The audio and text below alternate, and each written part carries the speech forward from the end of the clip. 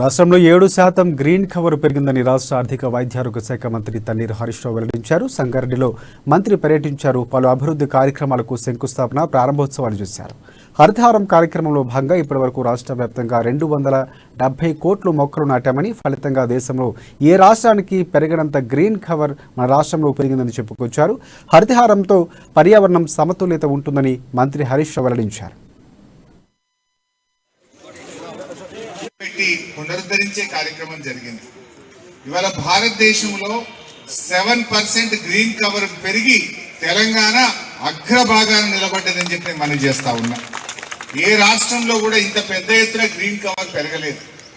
మనం కేవలం ప్రతి పార్కులోనో ఇవే కాదు, ప్రతి రోడ్డు మీద పెట్టినాం, ప్రతి గల్లీలో పెట్టినాం, ఊరూరికి పల్లె ప్రకృతి వనాలు తెచ్చినాం, మెగా వనాలు తీసుకొచ్చినాం, అడవులను పునరుద్ధరించినాం, ప్రతి గ్రామంలో నర్సరీ పెట్టినాం. నాకు తెలిసి భారతదేశంలో ఊరూరికి నర్సరీ ఎక్కడన్నా ఉంది అంటే అది తెలంగాణ రాష్ట్రంలో మాత్రమే ఉంది.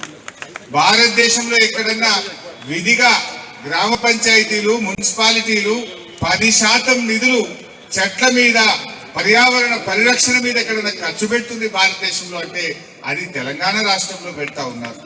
అంటే మనము తన దాకా వస్తే గాని తెలియదన్నట్టు కాలుష్యం, విపరీతమైన ఎండ వేడి పెరిగి ఈ మధ్య ప్రజల్లో రకరకాల కొత్త వ్యాధులు వస్తున్నాయి.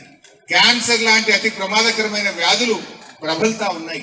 దీన్ని తగ్గించాలని అంటే ప్రజలు ఆరోగ్యంగా స్వచ్ఛమైనటువంటి గాలి పీల్చాలంటే చెట్లు చాలా చాలా ముఖ్యమైనటువంటివి. మానవ మనుగడకు చెట్లు అత్యంత ముఖ్యమైనవి. అందుకే మనం తెలంగాణకు హరితహారం పేరు మీద